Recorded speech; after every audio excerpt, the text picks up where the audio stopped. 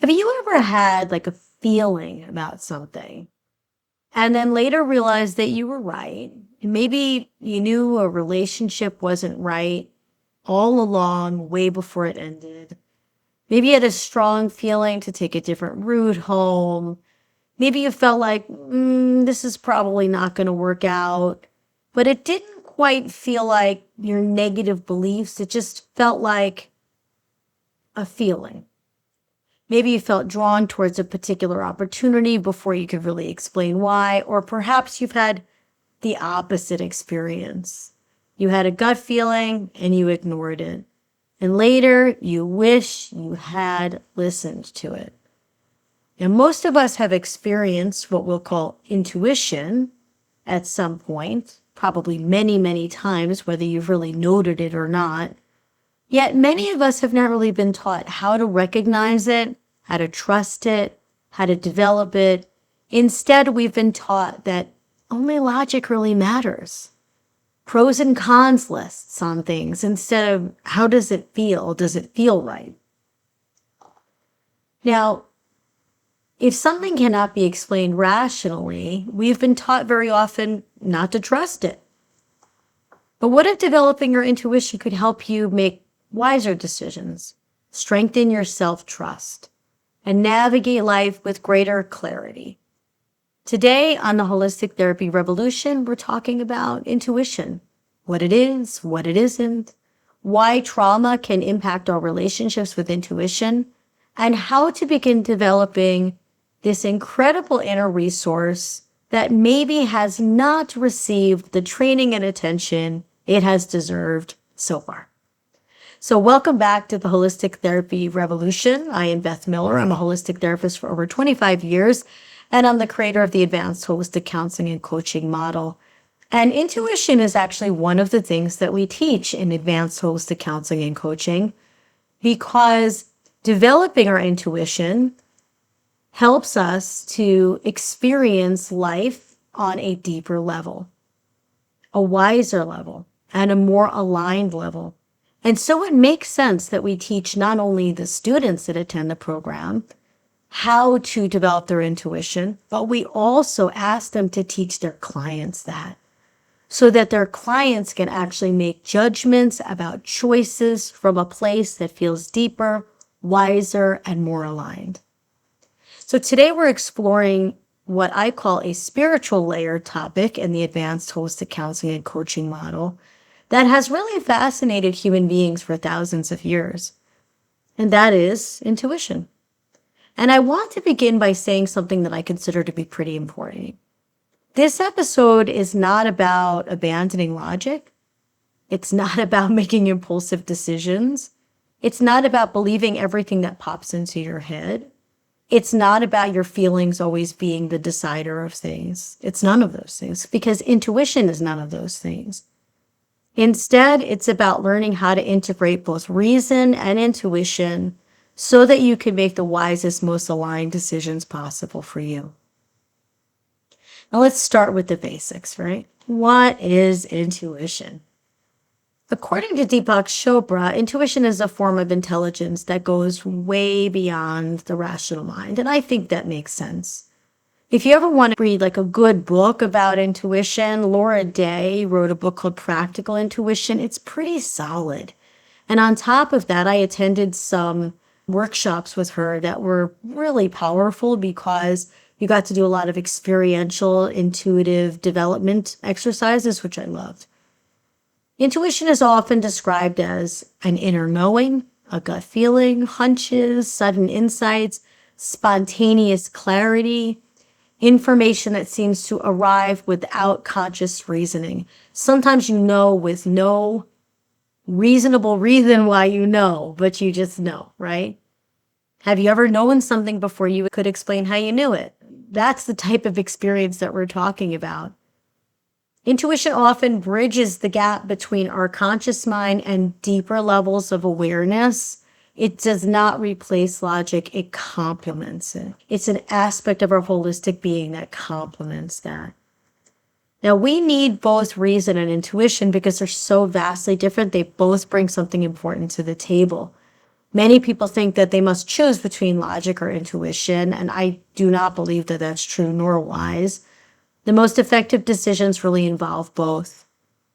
Logic helps us to analyze information. Intuition helps us to sense information. Logic asks, what do I know? Intuition asks, what do I feel I know? And both of those have tremendous value. Most people probably don't trust their own intuition. And here's why. Most of us really weren't taught how to trust our intuition. We were taught to trust facts, experts, authority figures, external validation, what looks good on paper. But rarely were we taught to trust our own inner knowing. In fact, many people were probably taught the opposite. They were taught to doubt themselves, to question themselves, to second guess themselves, to dismiss their feelings. And over time, intuition becomes quieter. Not because it disappears, but because we stop listening. And I have this story where I remember having a very intuitive moment in fourth grade and having people actually doubt me for it or kind of make fun of me for it. I knew the name that our concert band should be called, and it was a name I would have never come up with as a 10-year-old or as a 9-year-old. And I won the contest in the school, but I don't know how I knew that name at all. And people in the audience started saying, oh, her parents probably came up with that for her. And I could hear them talking about me, but it wasn't true. The name just dropped into me. And it was a sophisticated name that I really shouldn't have known. And so if we've been responded to in a way that dismisses or minimizes or makes fun of or humiliates, we may stop doing what is natural, which is to be in a more intuitive state at times, because it's not being supported by our environment. Now let's talk about the environment for a minute, because childhood trauma can also impact intuition. And not every person has experienced trauma, but this could be a helpful thing to remember when it comes to intuition. Many people who experience childhood trauma have a complicated relationship with intuition. For some people, trauma has felt like it has actually dulled their intuition. If you're a child that's growing up in an abusive environment, the child may know that something is wrong. They may feel unsafe. They may sense that something isn't okay. Yet they're often forced to pretend that everything is normal. They learn to ignore their reality. They are taught to ignore their feelings, to ignore their knowing. And over time, that self-trust may become damaged. And it's just an important thing to notice, because there's actually an other side to that coin too. And because I've worked with so many trauma survivors over the years, I really got to see a trend with this, and I really started to see a pattern with it, which is some trauma survivors actually become highly intuitive because they had to. Because many children growing up in unsafe environments become experts at reading sensory data. They learn to notice micro expressions, tone of voice, emotional shifts, subtle changes in energy in the environment. They might notice feelings in their body, thoughts they have, emotions that tell them now is the time to get back to your room and not be in the public space where things are going to go down. They might have predictive information, because they're developing sometimes more sensory data and empathic skills than they would have otherwise had, or perhaps would have already otherwise had. So becoming more intuitive is actually a survival strategy that is sort of automatically happening for some folks. This is sometimes also called hypervigilance, but it is different. And while hypervigilance is not the same thing as intuition, it can create a heightened state of sensitivity or tuning into information that perhaps other people may miss. Now, here's a note. This is important. Intuition is not anxiety. A lot of people get that wrong. Many people confuse intuition with fear. Anxiety often feels urgent, intense, repetitive, catastrophic, emotionally charged. Intuition often feels calm, quiet, neutral, simple, matter of fact. It has a coolness to it that anxiety and fear does not. Anxiety and fear is hot. Intuition feels cool. It has a detachment about it. Anxiety screams, intuition states in a whisper. Anxiety pushes, intuition nudges. Learning to distinguish between the two is really important part of intuition development, because sometimes people say, well, how do I know this is not my fear? How do I know it's actually intuition?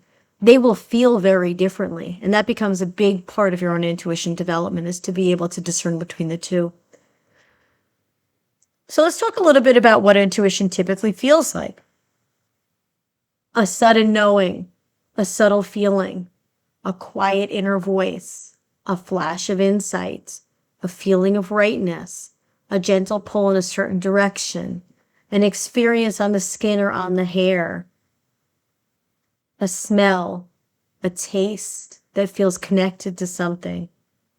Because the senses are a portal for our intuition. We are often picking up intuitive information through our senses. Intuition often arrives quietly, which is why slowing down matters so much, which we're going to get to in just a minute. Now, there's many different types of intuition, or there's many different types of the way we can tune into our intuition. And very often these are called the clairs. Sometimes people call them the 8 clairs, Claire. This is the clair senses. Now, you do not need to memorize these. It's not important. But understanding them can help you to recognize some of your natural strengths. When I teach an intuition class, one of the first things that we do is we try to figure out which of the clairs is the way that you typically receive more data, even if you don't think of yourself as an intuitive person. Because most people have some senses that are stronger than others, and that's where we naturally focus. So, for example, clairvoyance is clear seeing. Clairvoyance is one of the least common types of intuition. But people want to be clairvoyant because they want to see. Seeing is believing. But clairvoyance is one of the least common ones. This is where you see images or visions or dreams or symbols, maybe even auras. There's clairaudience, which is clear hearing. That's hearing inner words, messages, phrases, sounds. There's clairsentience. This is where we're feeling things, sensing emotions, energy, getting physical sensations that are confirmations of your intuition.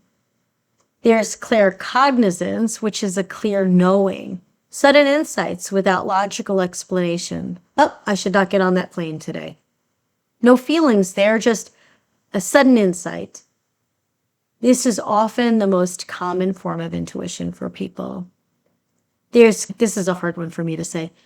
Clairalience, which is clear smelling scents that aren't physically present.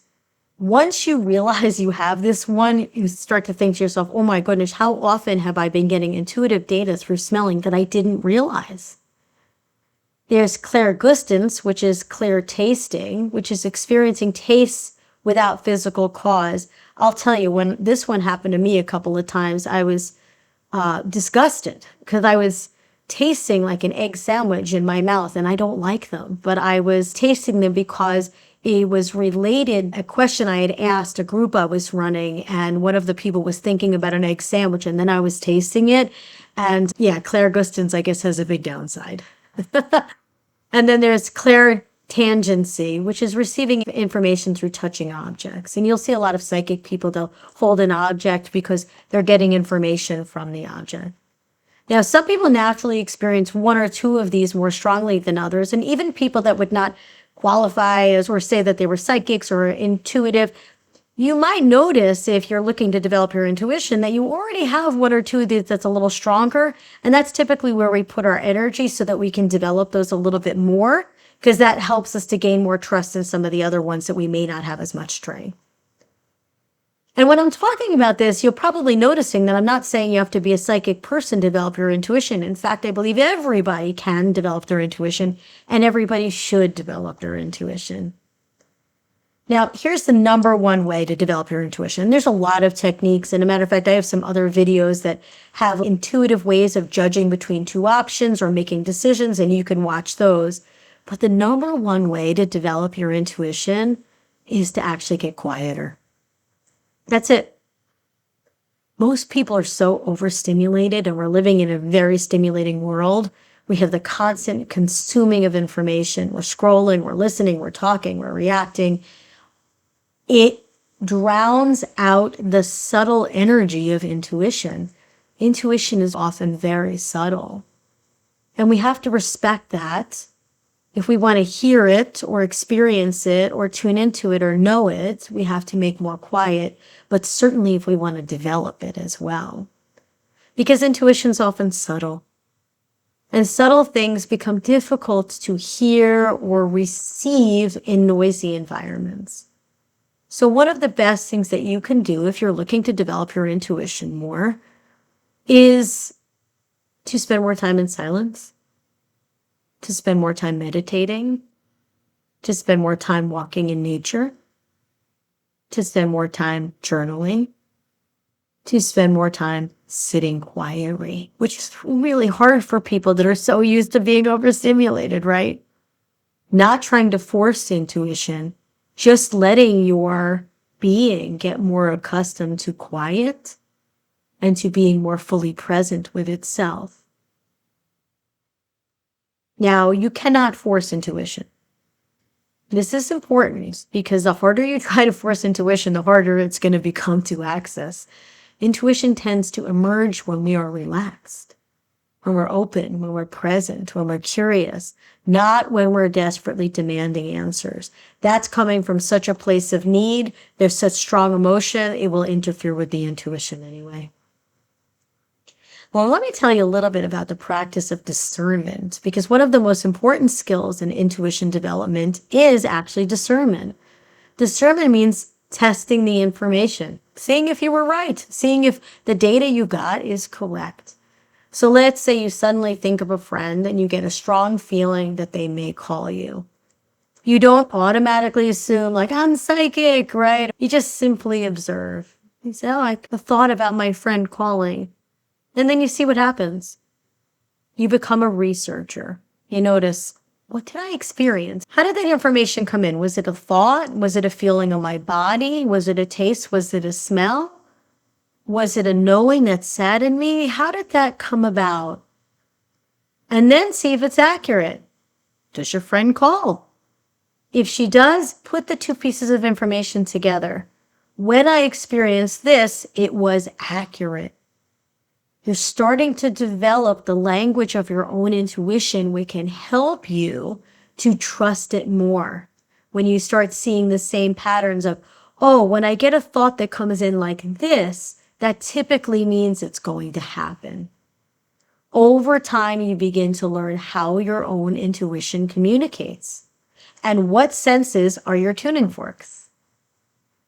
Now, one of my favorite pieces of advice is this, honestly, truly. Get quiet more and play with it. Don't become attached to being right. Don't make it an ego project. Don't use it to make yourself feel special or to tell people that you're intuitive or psychic. Frankly, that destroys the gift anyway. Just be curious. Notice your hunches. Notice your inner knowing. Notice what repeatedly proves to be trustworthy. And when I train therapists and coaches to become more intuitive, you know what I also train them to do? I train them to use it in session, but without saying, here's what's going to happen, because therapists can't do that. I train them to use their intuition in session to ask the right questions, to make suggestions about things that may work, to use level of inquiry that matches with their intuition, not to say, here's predictively what's going to happen to you. No, that man's not right for you. You should dump him. No, therapists don't do that. Great coaches don't do that either. What therapists can do, though, is ask the right questions because they're getting an intuitive hunch or hit about the relationship. And I train therapists how to do that so that they can become more intuitive, but also stay appropriate in their role. Now, a big part of the goal is actually self-trust. Ultimately, your intuition is not about predicting the future. It's about deepening your relationship with yourself. It's about learning to trust your own inner wisdom. It's about learning to listen. It's about learning to integrate both intuition and reason, and developing the confidence in your ability to navigate life. So if you've spent years ignoring your inner voice, well, join the ranks. Who hasn't, right? Consider this, though, your invitation to begin to listen again. Not blindly, not impulsively, but really curiously, gently, patiently. Because intuition is often less about acquiring a new skill and more about remembering a capacity you have had all along. And becoming more intuitive, becoming more wise, becoming more aligned improves our lives in every way. I'd like to thank you for joining me here at the Holistic Therapy Revolution.